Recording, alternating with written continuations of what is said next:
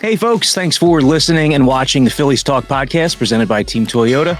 I'm Corey Seidman, he's Ricky Bottalico, and our third man, Spencer McKercher, is going to join us soon from Baycare Ballpark in Clearwater. I'll be getting down there later this week myself. But Ricky, today the first day of full squad workouts for the Phillies. Let's get to the biggest news first, which came just before the weekend when the Phillies agreed to a one-year deal with Whit Merrifield. The reported terms $8 million with a club option for next season. I'll say up front, this is a guy that I've been writing about, talking about on the podcast for much of the offseason. Really like the skill set and the fit with the Phillies. What was your initial reaction? Really good fit. I mean, in all honesty, it was almost a relief. I wanted to see something done, anything done. Whit Merrifield, just one of those guys. He could play a lot of different positions. I think that's a huge bonus, obviously. Utility type player, plays some second base. He could play some outfield for the Phillies, a right-handed bat, 3-time All-Star on top of it. I mean, so he's been there, done that. He's been around. And he you know what? The fit thing is perfect for this team right now. Right-handed bat. He went into a little bit of a slump late last year. If not for that, he probably could have hit 300. But he's just one of those guys, to me, is, you know, you kind of looked for somebody. You wanted some kind of a name. There's not a lot of huge names still out there that the Phillies at least were involved in. I think this turns into a really good fit for the Phillies, just for the sole fact that he's a veteran. He's going to fit in. And he's a hard-nosed type player, and I think that just joins right into what the Phillies are right now. So, like, there was a portion of people who were a bit confused when the signing came down. They looked, just the fact that Merrifield had like a 700 OPS last year. He's 35 years old. The idea that this may block Johan Rojas. Like, my response to all that would be the only way Whit Merrifield's taking a lot of playing time away from Johan Rojas is if Johan Rojas doesn't earn the job or he doesn't hit, in which case you would need the protection, right? Right. He also gives them the ability to, not that the Phillies are going to enter the season with Brandon Marsh in a platoon. They're going to try to let him hit against lefties. But if Brandon Marsh is hitting .210 against lefties at the end of April, Whit Merrifield may be he might become the regular guy against lefties in left field. We'll have to wait and see, but it just gives them like one more layer of protection. And what I said the other day on the podcast that I did after the move was it's almost like a finishing piece. He's not a guy who's going to come in and change the whole offense, but he's the kind of guy that if you add him to the right mix, you add his skill set to the right mix, it might make a difference. And we saw last year that there were some key plate appearances late taken by a Jake Cave, for example. You put a Whit Merrifield in that spot, you might have a better chance. Yeah, I mean, he's a professional hitter. I mean, when you really look back at his numbers, the guy could play. I mean, I understand he's 35 years old. You sign him to a one-year deal. I mean, there's not much to lose in that type of situation, but like you just said, there's a lot to gain in that situation. Against lefties, Marsh really hasn't been a mainstay against lefties since he's been here. So I still don't necessarily look at him as an everyday player. He will face certain lefties. I'm sure the Phillies will look at that and say, okay, Marsh would probably be good against a guy like this, and this, but Merrifield, he could hit all lefties. So why don't we just start figuring him as our left-handed, utility player, a guy that's going to go in there against left-handed pitching. And especially you brought up late in games. I mean, Jake Cave going up against left-handed pitching, it's kind of a nullification if you ask me. So now you have at least the righty on the bench who could do some damage. And you know what? I think he's going to be one of those guys who knows his role. Going into the season, he's not going to expect to start every day. If you get, 60 starts out of him, I think you're pretty happy. Mm-hmm. But I mean, it's just one of those things. Whenever you could add somebody that's another layer, it's only going to benefit the team. You look at the bench right now. Wait a minute. We'll start with Rojas. I think a lot of people saw Rojas and that he's been working out and everything like that. That doesn't necessarily mean you're going to take a huge step forward. That just means you look physically better. And Revere was jacked too. You're stronger. Ben Revere was jacked. I said Ben Revere was jacked too. It's not like he was hitting 20 bombs. You're absolutely right. And I mean, in all reality, Rojas's job is more or less to go out there and play outfield. I mean, they're not looking for him to be a 300 hitter with 30 home runs. I mean, you're looking at a guy who, if he gets on base, he has some steal, he could cause some issues for defenses. But my whole situation with him, as long as he plays good defense, he's going to be valuable for this team. And you're right, there is no guarantee that he's going to be on this team come opening day. There's no guarantee whatsoever. Dave Dombrowski never said that. So I look at it this way. He goes in and wins a spot, great. He's your opening day center fielder. He's going to play a lot out in center field. I think that helps your pitching staff immensely. But I mean, if he comes in and, is swinging wildly or doesn't look like he's got his form down, okay, you send him down for a couple months and see what he can do down in AAA and then move on from there. I'm happy with Whit Merrifield. I like that he's a veteran on the bench, bottom line. And just one final point on Merrifield is that when he was acquired by the Blue Jays, I think it was 2 deadlines ago, and even in the beginning of last year, he wasn't an everyday player. They didn't tell him you're going to play every day. He, especially after they acquired him late that season, was playing like once every 3 days almost, starting like once every 3 days. So I don't think he's the kind of guy who's going to make a stink about playing time. And that was a key part of all this because the Phillies didn't want to block Rojas in the short or long term. They didn't want to sign a guy to a 2-3 year deal that they may have to allocate playing time toward when they don't want to. So I don't know. I look at it. It looks like a all around good move. I've also seen some, response from some fans who are saying, okay, but this prevents them from making another upgrade down the line, maybe upgrading a position they need more. I don't understand that just because if you just look at the actions and the words of Dave Dombrowski and John Middleton over these last 3 years, every time there's been an opportunity to spend some money, add somebody who made sense, who fit in the landscape of the Phillies right now and their timeline moving forward, they've been aggressive. They were aggressive even with Yamamoto earlier this offseason, putting in a very competitive offer to the Dodgers. So that tells you that there's not like a cap. There's not a limit where they're going to stop spending. If a move makes sense to them, they see this team as right on the brink of winning a championship, and they're going to make whatever moves necessary to get to that place. Yeah, and I've been saying lately that I feel like this team is a July move team right now. I really do. I mean, yeah, you added Whit Merrifield. If you add something else, a pitcher here or there, I think that's great. But I think when it really comes down to it, I think the Phillies are going to be able to decide in July. They're going to say, okay, we're a playoff team, but what do we need to get over that hump? And they will go out and get it. I mean, I think a lot of fans forget there is a trade deadline that the Phillies could definitely boost their team at any given moment. And I don't think John Middleton's going to hold back on that at all. So what do you make of this Bryce Harper conversation that's going on right now? Harper got to Clearwater over the weekend. He talked to reporters about his contract situation. He's made no, bones about the fact that he wants an extension with the Phillies. And he said that Dave Dombrowski and Scott Boras have been talking. So, I mean, clearly Bryce Harper wants he has 8 years left on that initial 13-year deal. And clearly he wants a new sort of deal. What do you make of all this? And what do you think is going to happen? How do you think it's going to play out? Well, I think he's number 26 now, highest paid player in baseball. I think that probably has something to do with it in reality. But I mean, in number one, you signed a contract. Okay. It's a guaranteed contract. It's a lot of money. Number two, I would love to say, yeah, just sign him to a couple extra years. That would be great. But I mean, you're talking about a guy's 39 and 40-year-old years. I don't know what you're going to get out of that unless it just comes down to the sole fact that the Phillies feel like they underpaid him. And you know what? Just adding 2 years, what is that really going to do to us in the situation where you don't know what kind of player Bryce Harper is going to be 9 years down the road? I think this is a really different extension than we've ever heard of, at least in baseball. I think it's very odd to ask for more years tacked on to what is now an 8-year contract. For me, if I were the Phillies, I'd be very careful, and it's going to be a matter of how much they're looking for in those last 2 years on top of it.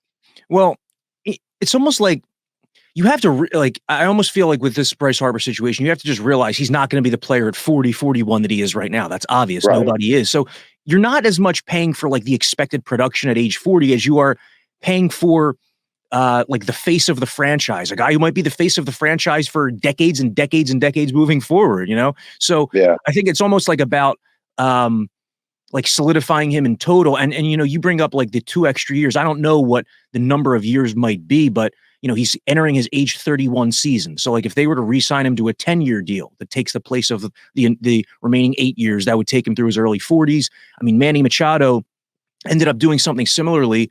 He had an opt-out in his contract though. So it's almost like Harper doesn't have the opt-out, but both sides are interested in the flexibility of exploring that. And John Middleton, I mean, it's not like he did himself any favors in the leverage game by admitting multiple times that Bryce Harper's underpaid.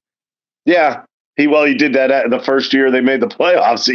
He started saying this guy's definitely underpaid. And when you start to do that, obviously the wheels are going to start turning for Boris, and the wheels are going to start turning for Bryce Harper that, you know what, maybe I do deserve a little bit more money.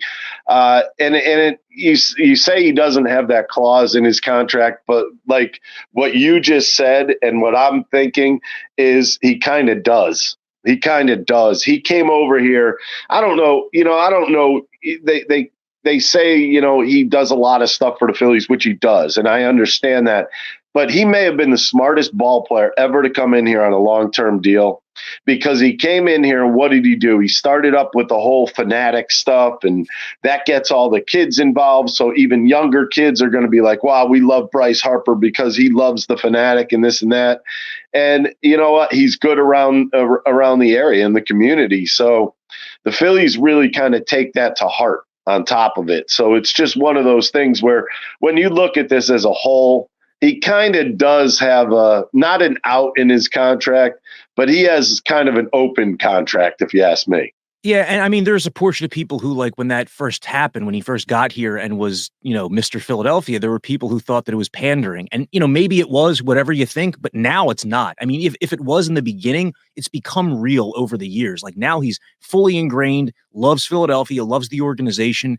And if he does have like a loose opt-out, it's not obviously in his contract, but he's earned it. He's earned it by playing at an MVP level for this entire period of time and changing, the ceiling of this franchise. At Team Toyota, they've been selling and servicing new and used Toyotas in your community for over 50 years. And you can reserve your next new Toyota with them today. You'll get a realistic timeline, and even in this crazy market, they won't charge you over MSRP. Or don't wait at all. With over 75 certified Toyotas, including a bunch of RAV4 and Highlanders, you can drive one home today. And you can always trust them to maintain your current vehicle. Their service and collision centers are high-tech, comfortable, and will save you time and money. Team Toyota can help you go anywhere you want, but they'll always be your hometown team. Just visit teamtoyota.net and choose from 3 locations in Langhorne, Glen Mills, or Princeton. Catch all the sports action and more at Rivers Casino Philadelphia. Whether it's the money line or the pass line, there's something for everyone, including a great sports book. Rivers Casino Philadelphia. Philly loves a winner. Gambling problem? Call 1-800-GAMBLER. Looks like the third man, Spencer McKercher, might have just gotten to old Baycare Ballpark. Is that you, buddy? You there? Hey, fellas. Look at that. Hey.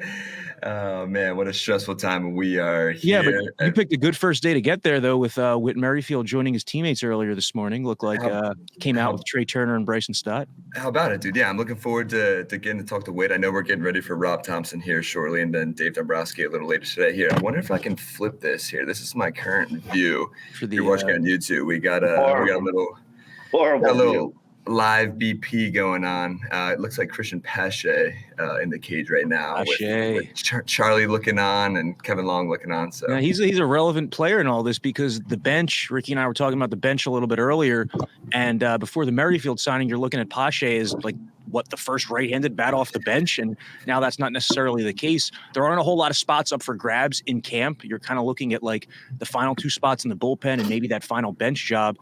Is there anybody, Ricky, that you have your eye on in particular that this is a guy that I need to see this out of over the next month and a half? You know what? I think the whole Rojas situation is going to be interesting because that's a spot that's sitting out there. Pache is very interesting. I mean, does he end up staying? Does he end up, leaving? I think you say there's not a lot of spots. I think the bullpen, I mean, you look at the guys that, even like an Andrew Bellotti, who was taken off the 40-man. It makes it a little tougher to bring him up, but obviously he passed through waivers, which makes it easier. I think where the guys end up in the bullpen is going to be more interesting to me than anything else. Is Orion Kirkering going to take that big step and end up being the closer? What's Alvarado going to be? We know he's a late inning reliever, but is he going to be the closer? I think that closer's role is going to be an interesting thing for the Phillies as this spring kind of winds up. And what about you, Spence? I know that there's no Juan Nicasio on this year's team. Who's your all-time favorite reliever? How about Sean Rodriguez? Is there anybody in particular you're watching? Dude, I think Ricky hit the nail on the head. I really think Orion is going to be the one to watch, and I'm excited to get down to here and talk to him a little bit and just see what he's up to. That and then Sir Anthony as well, right? Like we've seen up and down Sir Anthony the last 2 years. Which Sir Anthony are we going to get this year, right? Are we going to get that dominant setup man that could become a closer at some point, or are we going to get the Sir Anthony that comes in the 6th, 7th inning and you can't trust him as much? So I'm looking forward to that little battle. And then even I know a name that's been going around on here, and you want to talk about names up there with Juan Nicasio. Nick Nelson is the name that Rob Thompson, I feel like, has been talking about a lot lately as, being in that same aspect of Spencer Turnbull and some of those guys. Like, what are your guys' thoughts on Nick Nelson? Are we going to see Nick Nelson advance from unleashed? We're going to see him unleashed. No, but well, by the way, if you remember last year, they went to that 6-man rotation later on in the season to get guys some rest, which kind of turned out very well for Aaron Nola. But I mean, when it really comes down to it, these swing guys are the guys that you're hearing a lot about right now, because as we all know, it takes more than 5 starters to get through a season. And it'll be interesting. I mean, we've heard a lot about him. We've heard a lot about Dylan Covey.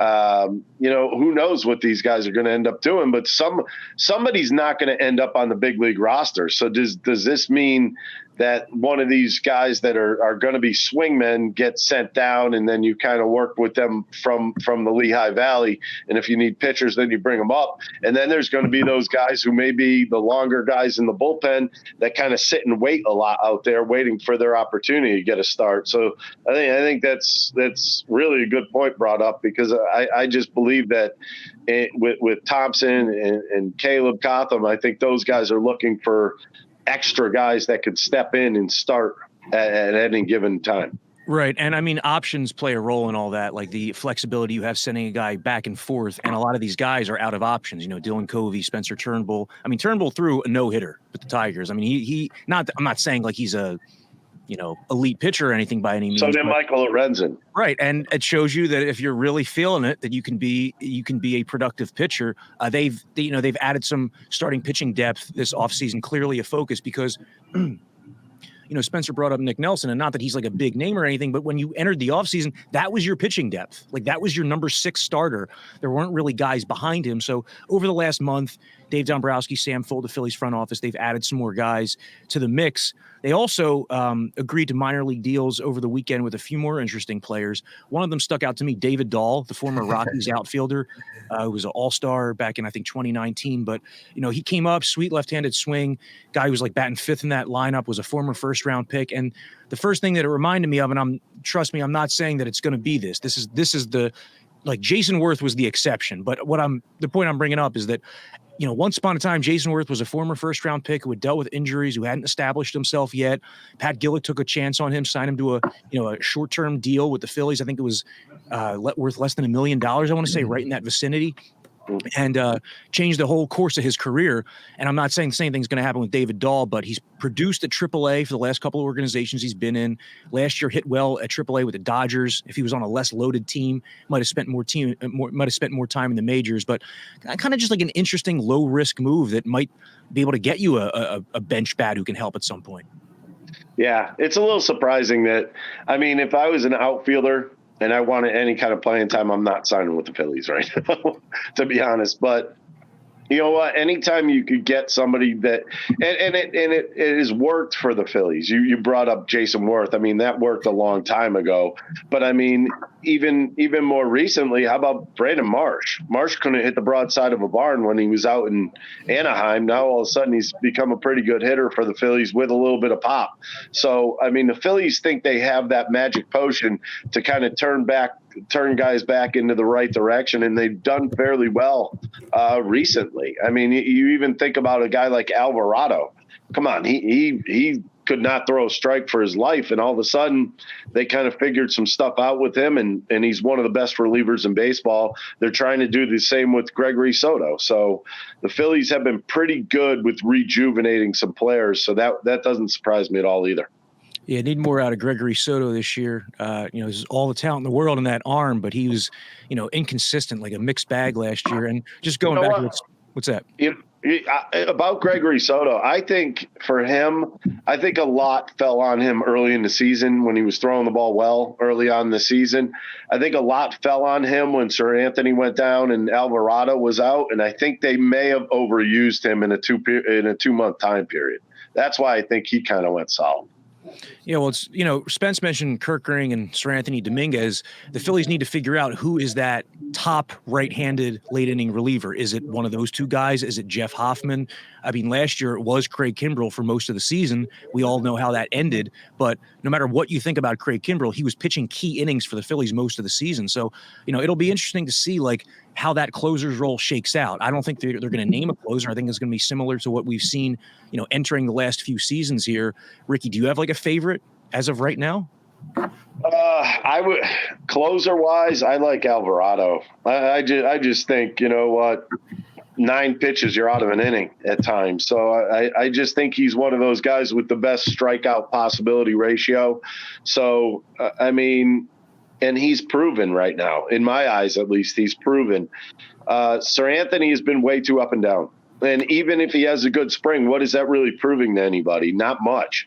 I mean, everything for the relievers right now is just getting to a point where you're 100% healthy and you're ready to go into the regular season. But for those guys at the back end of the bullpen, it really starts to matter when the season starts. And I think I think you're right. I think there's not going to be necessarily a named closer, but there's going to be guys that get chances at the beginning of the year. And this is why I say you have to be 100% right when it starts, because you go in there and you start failing at the beginning of the year, you're not going to be doing that job anymore. Yeah, I think, with Jose, Rick, I think Jose's one of those guys, though, that he just gets me going for the 7th and 8th, right? I feel like he's just a perfect setup man, where as soon as he comes in, that he's going to come in and shut things down. I'm really interested to see. I'm not going to put all the trust in Orion right now, right?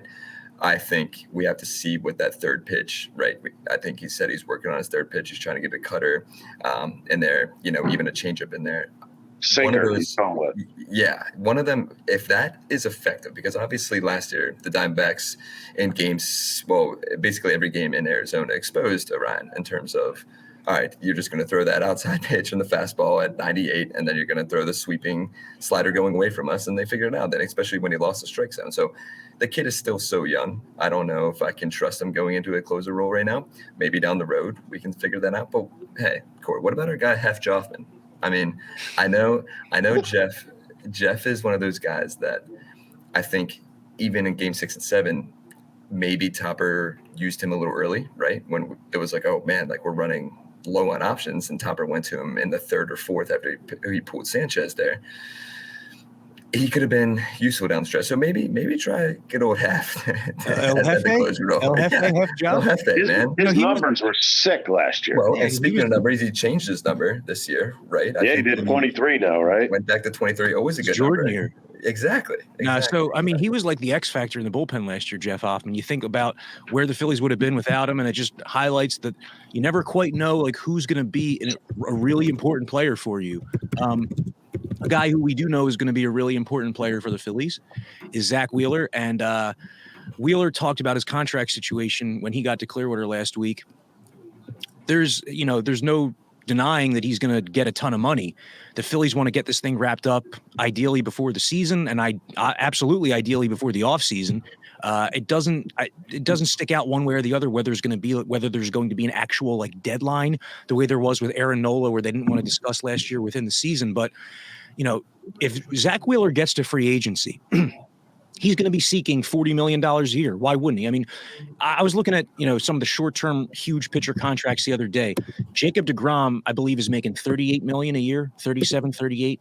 If you're Zack Wheeler, why would you deserve any less than Jacob deGrom? You're a guy who actually pitches 200 innings a year, who actually gets to the playoffs and can pitch in the playoffs.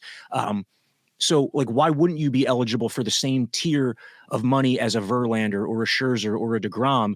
And I just think the Phillies have to make it happen, because while he's in his mid-30s, he's not the normal mid-30s pitcher, because he didn't pitch much in his 20s. You know, he wasn't throwing 200 innings a year every year the way a guy like Aaron Nola was, for example. So there are a lot of bullets that have been saved on that shoulder. He had injury issues earlier in his career. I just feel like Zack Wheeler is the kind of guy that you have to give him absolutely everything he wants and make sure that he doesn't walk. I'm in agreement with you. I think this guy's been nothing but great since he's come over from the Mets. And you know what? You brought up those 30 numbers. Those are big numbers. And you know what? I don't think the Phillies are opposed to paying that. I think they want to know the years is what this is really going to come down to. I love the fact that, you know, Zack Wheeler is not going to let this whole contract thing kind of weigh on him. And in the sense that he said, if it doesn't get done right away, it doesn't get done right away. But you know what? Because he knows he's going to make a lot of money one way or the other. If he's not with Philadelphia, it'll be somewhere else. Somebody will pay him a truckload of money. So I think he's probably the most well-deserving one on this team to get paid right now. And so, you know, the Phillies last year, you remember in spring training, there were a lot of guys who were missing for the World Baseball Classic. They didn't have their full roster. Key guys missing too. And, you know, Bryce Harper, it's not that he was participating in the WBC, but he was rehabbing his Tommy John surgery. So he was gone too. Harper's now going to have a full spring training of at-bats. He's going to have a full spring training of playing first base. So based on what you saw last year from him defensively, Ricky, I mean, I look at it, I'm like, you know, he already looked like one of the 10 best defensive first basemen in baseball with limited reps. Now think about what an entire offseason of thinking about first base and then, you know, working with Bobby Dickerson. Think about what that could do. I mean, it wouldn't shock me if by the end of this season, by the end of next season, Bryce Harper's in the conversation for a Gold Glove at that position. Yeah, it wouldn't surprise me. I mean, this guy could do pretty much anything. I mean, that's the bottom line here. I look at it this way. You know what? Bryce is one of those guys that when he puts his mind to it could be the best at anything he wants to be. And at this given point, I mean, switching over to first base was not the easiest thing in the world. But what we did see was an adequate first baseman that continued to get better on a daily basis. So right now you gave him a full offseason. You're giving him a full spring training to get better at that position. Nothing would surprise me from this guy. Yeah, and I think even yesterday too, Bryce, when we heard Bryce speak, right, he was talking about no matter where he's going to play, he wants to be the best of wherever he's going to play for the team and for himself. I think when he comes out this year, I think we're going to see a man playing on fire, right, which is nothing less than what we expect for Bryce Harper coming in this season.